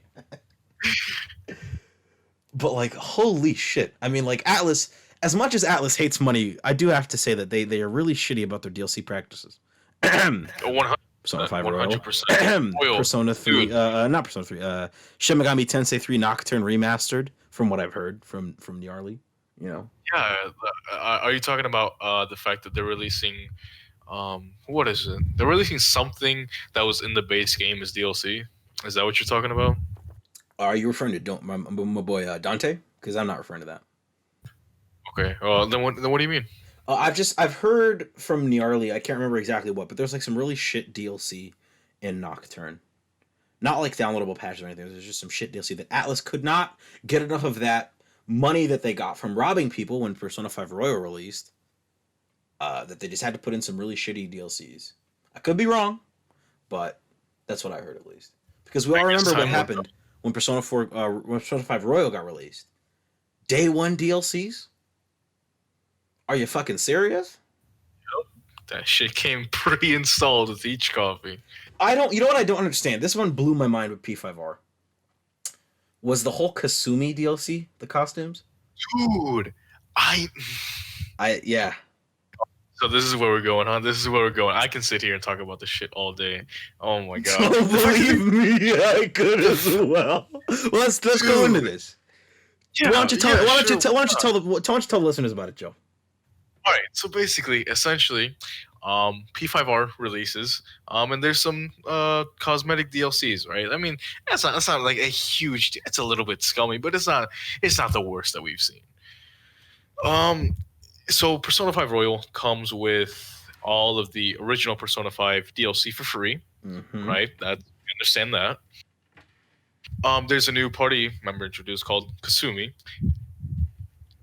Atlas, for whatever fucking reason, decides that even though she has all the costumes from Persona 5, like the same as the other party members, she has all the costumes from Persona 5. They're gonna throw every single costume of hers into that bundle with obviously the new ones that they made for P5R, and release it for what was it, $20? Yeah, it was like 15, $20 to get That's content that was absurd. already in the game. That was already that was already in Persona 5 Royal. Yeah. Right. That makes. I don't know about you, Adam, but to me, there's nothing wrong with that. They're just a small indie developer trying to make money. You know. Atlas is 20 people. That's it. Sorry, did you want to dress Kasumi up like a member of C's? Yeah, sure. Better whip that little wallet out. I know every other member of the Phantom Thieves is dressed up like members of the investigation team, and you got Joker dressed up like Raido Kuzunoha. You know, everybody's in their Seven Sisters drip. Yes, sir. But Kasumi, if you want her to get out of her goddamn Sailor Moon outfit, you better pay up, you fucker. It's so stupid, man. It's genuine. I don't understand. I mean, no, I don't understand. She's a new character, but so fucking what? Every single one of her other costumes are already deeper in the than game. that, Joe. Every single one of her other costumes are already in the game. No. It goes deeper than that. Oh yeah, sure. Go ahead. So, go ahead. Everybody. Okay, you should be listening. If you listen to this, you might know about a little indie game that absolutely zero people played, that had no competitive scene, called Catherine, and that Atlas re-released it this past year, in a package called Catherine Full Body. Right. Yeah. Now, keen-eyed viewers. I know where this is going. Keen-eyed viewers might know that the Catherine characters bear a very striking resemblance to the Persona 5 characters. And Atlas, knowing this as well, decided to release in vanilla Persona 5 a costume pack that allows you to dress your characters up like the Catherine characters. Joker could dress like Vincent, Ryuji can dress like Orlando, so on and so forth. And so when Catherine Full Body comes around and there's a new love interest called Rin, Atlas decided that when P5R came out, they'd also let the new party member, Kasumi, dress up like Rin as well. Right. This would be innocuous enough. But not only is the Catherine costume DLC for every party member except for Kasumi free, but Kasumi's Catherine costume is not a costume. It is literally the fucking model from Catherine Full Body, just put in P5R. It is a fucking recycled model. Straight up ripped from Catherine Full Body, put into P5R. Yep, there's the costume. Hand over the money.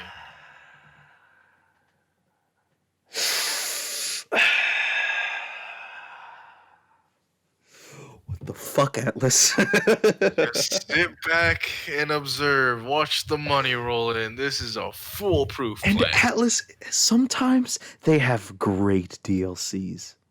The Joker DLC for Catherine Full Body, where instead of the Golden Playhouse announcer, you have all of the Phantom Thieves commentating as Joker ascends Babel, acting completely on brand. That was great. Right, yeah.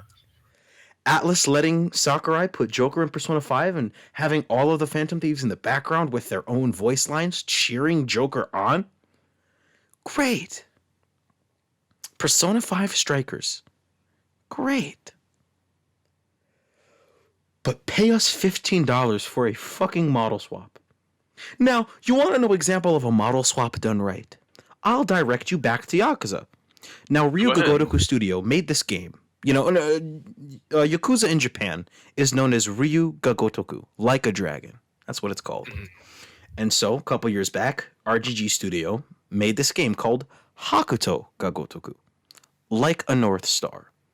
It is literally Yakuza's combat with a Fist of the North Star paint job. And they also have a single DLC that is a model swap where you can make Kenshiro look like Kazuma Kiryu. Do you know how expensive it is, Joe? You know, I'm gonna take a shot in the dark here. Assume that these are the worst developers ever. Real scummy. They're Ubisoft, EA, Activision level of scummy. I'm gonna say $3. It's like $2 to $5, dude. It's one of those two. Really? No. It's like, Damn, dude, I said that, I said that as a joke. it's like $2 to $5. I shit you not. It's like $2 to $5. And you know why it works so well? Not only does Kenshiro, the Beef Boy, play exactly like Kazuma Kiryu and share Kiryu's voice actor. That's exactly why it plays so well, actually. Never mind, fuck it. But he does all the shit in this little hub world that Kiryu would do. He has like odd jobs, participates in sub-stories. It's literally Yakuza in Fist of the North Star. And as such, you can dress up Kenshiro like Kiryu Kazuma. It is a model swap done right, and it makes sense. But Atlas, fucking Atlas, Fucking Atlas. charge Man. you $15 for a model swap. The Mega 10 community likes Strange Journey. Well, you better pay $15 to get your party to dress up like the characters from SMT Strange Journey. Yeah, man. Yeah. And now that I'm thinking about it, now that you're bringing up P5R DLC, well, you want to talk about the battle bundle? Oh my fucking lord! I actually played those battles, Joe. Did you actually? I did. It was like foggy night. It was like foggy day and like Foggy Day, moonlit night. full moon, if I remember. Full moon and foggy day. That's it. Good stuff. Go ahead and Joe, tell them about the battle bundle. Tell them about the battle bundle. So the battle bundle includes 2 boss fights. One is with the MC of P3, and then the other one- Dorkun? Dorkun. Oh, Dorkun, I missed you. Oh man, I didn't even understand why he got that name until like a year after I finished my official, quote unquote official first playthrough of P3. Mm-hmm. Oh, why do they call him Door? Oh, it's because he's sealed as a door. He's literally a fucking Really a door. fucking door. Yeah, but then you got the Chad. The king. You got I'm Chad the king. as the other boss battle. Wait, you can be in P5R, Narukami? Of course I can, because I'm the king. Fucking Chad. And there's nothing inherently wrong about this pack. It's like what, $10? It's something like that, like $15, I think. No, actually, it's $10. It's $10. It's $10. Actually, never mind. It's $10. Yeah, and there's nothing inherently wrong with that, right? But in my opinion, when you sit down and look at the fact that Caroline and Justine have a boss battle, I know that it's from P5, but that was in the base game. It's like, well then, why couldn't you just have included them? You basically access them the same way as you access Caroline and Justine boss battle. It's like a different menu, but either way, there's nothing inherently wrong with it because it includes some extra healing items and some extra skill cards and whatever.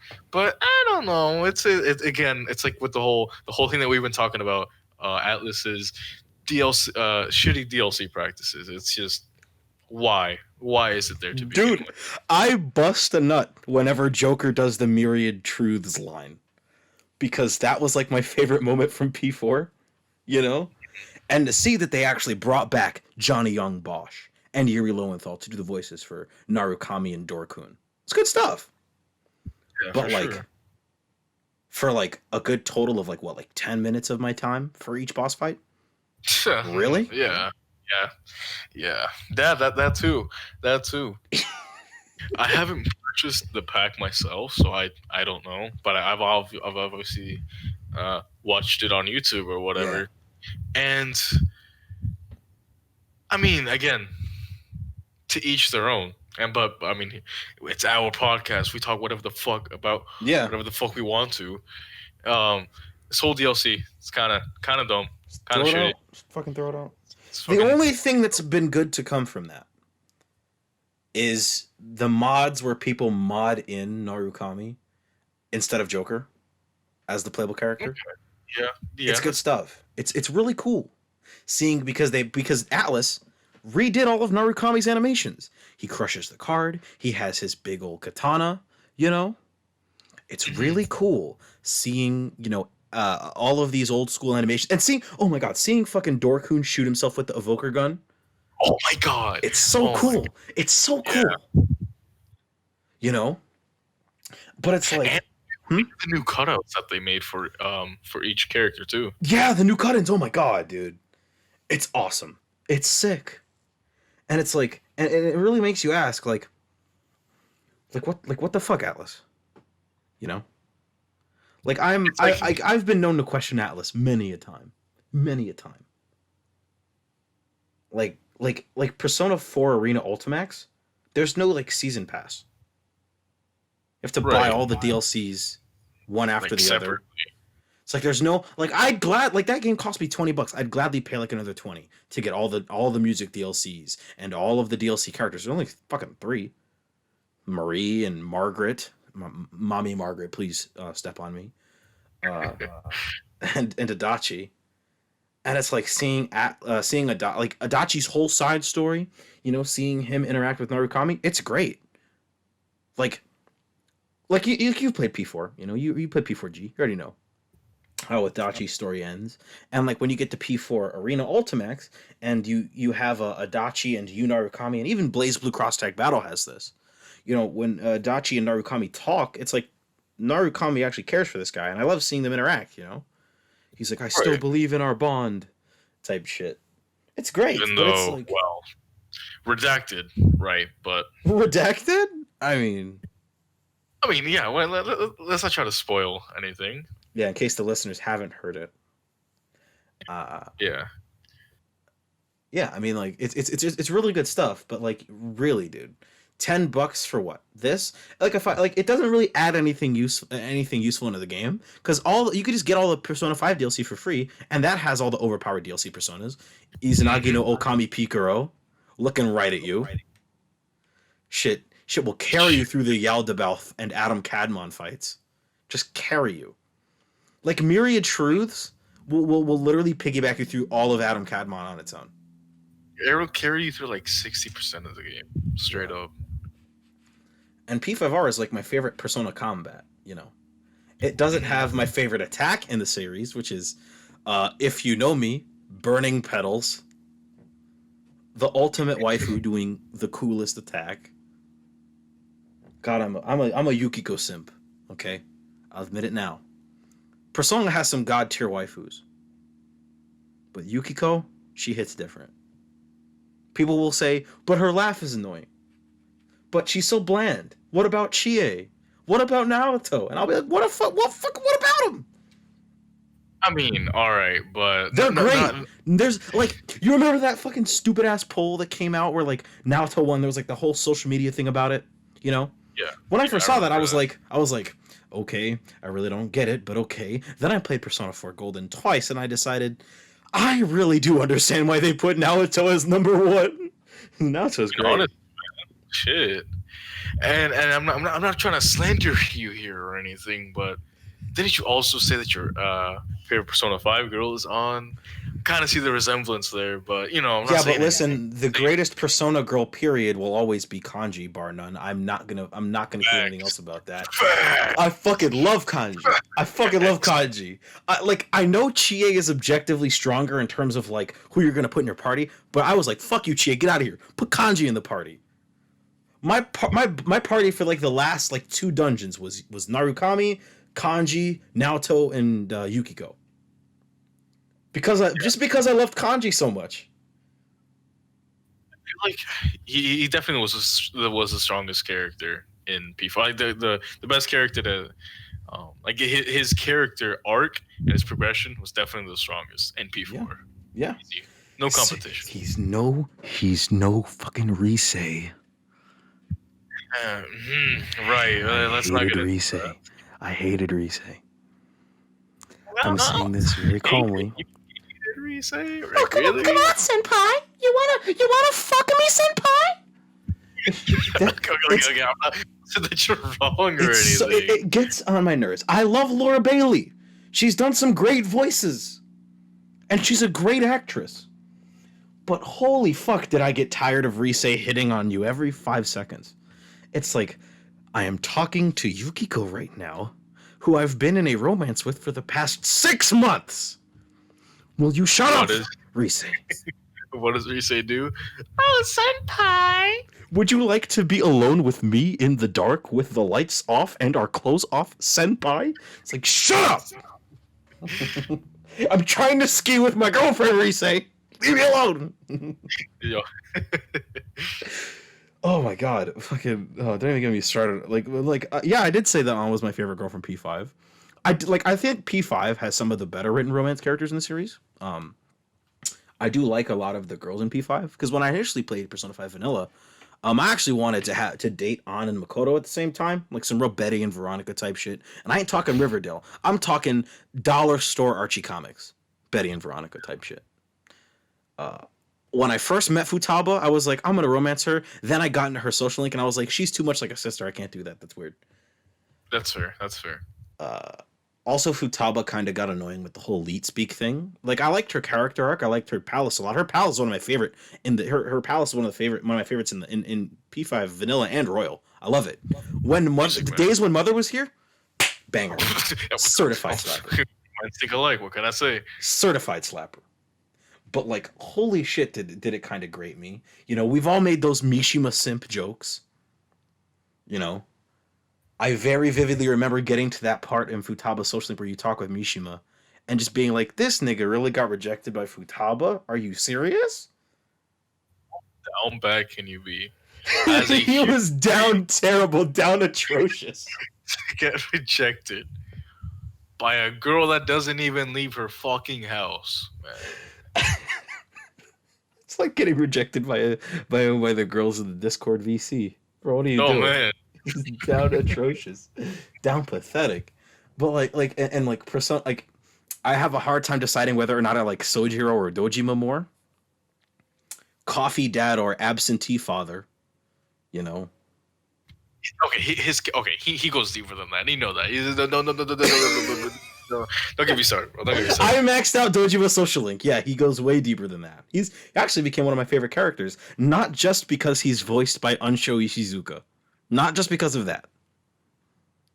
If you didn't know, have you played P4G in Japanese? I have not actually. Okay, so there's this running gag between me and like a bunch of people who know me, that no matter what Japanese game I play or anime I watch, I can never escape Unsho Ishizuka, God rest his soul. He is Heihachi Mishima from Tekken. He is Brad Wong in Dead or Alive. He is Professor fucking Oak. He is Ryotaro Dojima. He is Joseph Joestar. We really know. Old Joseph from Part 3, that's him. And Part 4 too. That's him. Damn. All right. Yep, that's him. Oh, and he voices Dojima. You the second his voice is so recognizable, the second you hear that deep baritone voice, you'll be like, "Oh my god!" You'll not even gonna dare do that shit on the podcast. But you'll know. Not just because I mean, like, his character arc was great. You know, the whole thing with him and if you max out him and Nanako's social links, you know, he becomes one of the better characters in P4G. But Sojiro, oh boy. Soji bro. Yep. Soji bro. That motherfucker started the game off and I hated him. That's exactly what I was gonna say. He was like, sleep in the attic, you dirty bitch. You know? Can't believe I have to take care of you. And then make sure that no one nosing of your existence. Good, go, go, go. Get out of my sight. You know, eat some curry. Get out of my face. You know, but then you get to the you go through, especially Futaba's arc. Like I feel like that was really where I hit my stride with Sojiro, was Futaba's palace. Right. Seeing Yeah, just sure. how much he cared for Futaba, and you know how much he cared for Wakaba and all that. It was great. And I was like, dude, Sojiro is kind of awesome. He kicks ass. Especially in Royal, man, because that's when they really take a little bit more time to flesh things out between all three of them. It's really touching. It's really touching. Third semester Futaba was. I feel like that was the hardest one for me. Out of all the fantasies to break, that was the hardest one for me. Because you got Makoto, Sai, and their father, they're all living together. An and Shiho, none of that shit happened, you know? Haru's dad isn't a total piece of shit.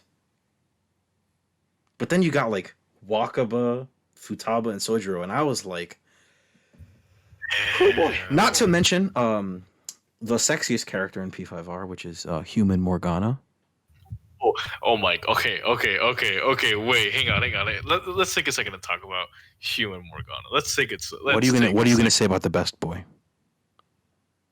I'm not even gonna lie, bro. When I first saw, because I was spoiled on Human Morgana when it first released over there in Japan. I saw like a picture of that. I saw like I translated the tweet, said it's human Morgana, whatever. Not really a big deal. I was like, yo, I might have to start simping for this man, like hardcore. This man was fine with the blue eyes, With the gold blue eyes. strongest blue eyes that I've ever fucking seen. And that shit had me in a trance. I'm not even gonna lie. Bro, I shit you not. I shit you not. I was sitting at a party when I first got to the third semester. When Joker woke up in the bed with Human Morgana, I was like, you know what? I'm fine with this. I'd rather it be Yusuke. Bro, all right, hold on, real quick. Let's take a second to talk about how gay Persona 5 Royal is in a good way. In a good way. First up on the itinerary for gay Persona 5, gay Sona 5 Royal. In a good way, of course.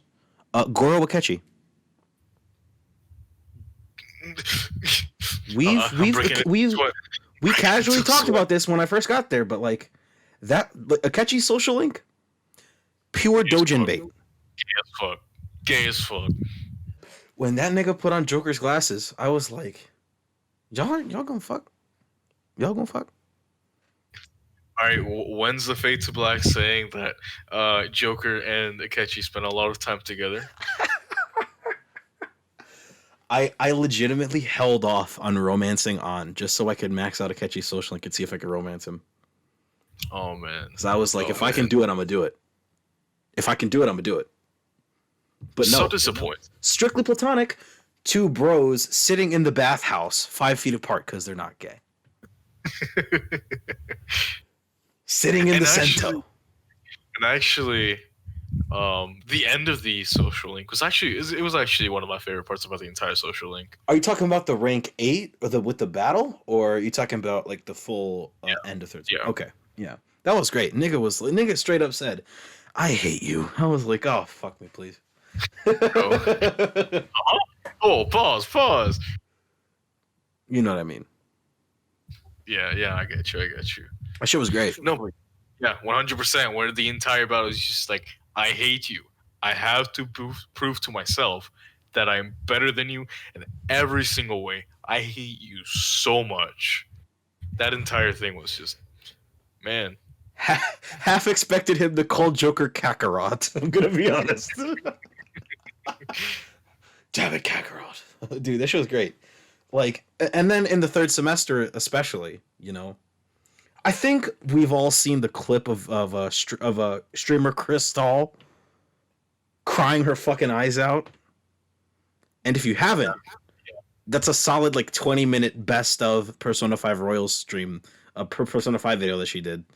That was great. And I was like, yeah, that about sums up exactly how I felt. And that after credit scene, if you max out the social link and you fully complete the third semester, I was like, I had to double take. I was like, what?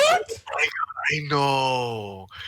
I know, man. I know. When he came in, Yeah. he's like, I'm doing this.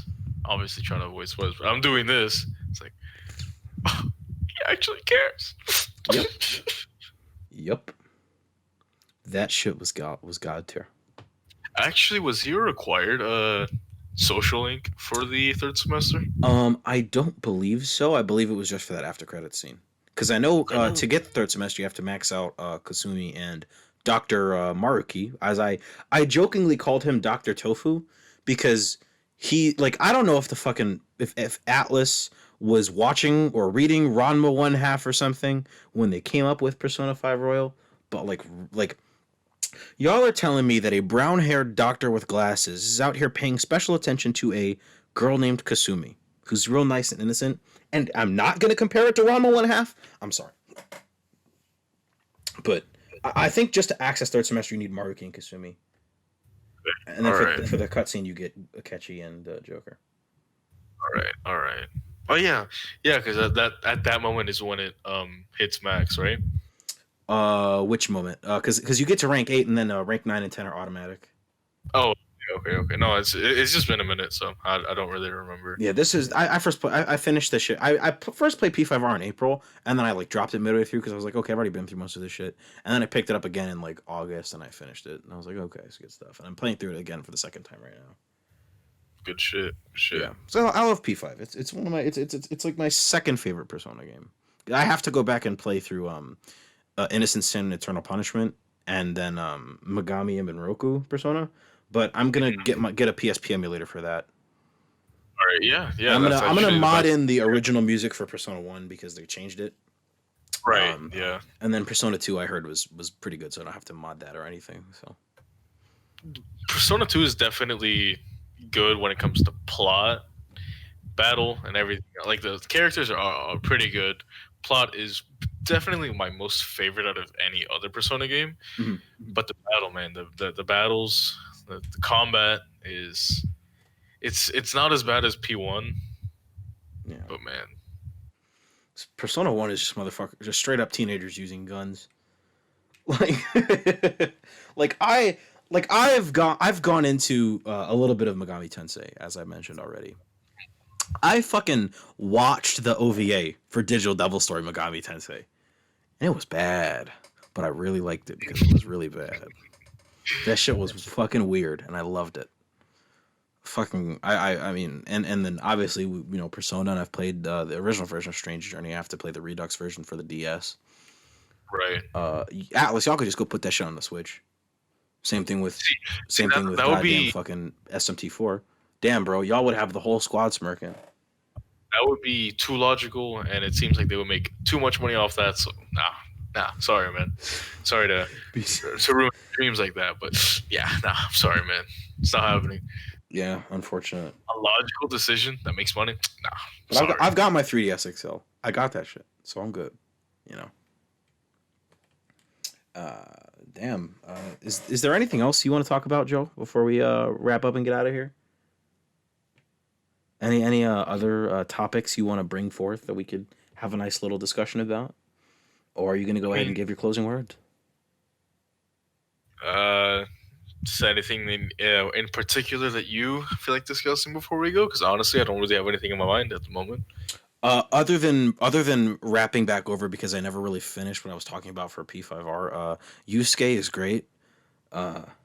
Very, very European. And Human Morgana's hot, and that's as much as I've got. Yeah. Vouch. Yeah, man. I think that's the podcast, man. So I hope you listeners had a good ass time enjoying us to talk about everything under the sun. What do you think, Joe? I enjoyed myself. This is nice. I definitely did. Oh man, can you believe that it's almost been 2 hours since we started recording? I can't. I really can't. It feels like we're just here shooting the shit, talking about whatever comes to our head. Here we are. Any good podcast is. Hello, we're literally the #1 most rated podcast in the planet. On Apple, Spotify, YouTube, SoundCloud, all of it. Everybody listens to this. Even Joe Rogan listens to this. Where do you think he got the idea from? You like that as God shit. He was copying my test. He just changed the words a little bit. So, I hope to be seeing you, Joe, and you, dear listeners, next week for another episode of Adam and Joe After Hours. Yes, of course, my good sir, Adam. I can't wait to see you next week. And whoever's listening out there, my dear fellow listeners, can't wait to see you.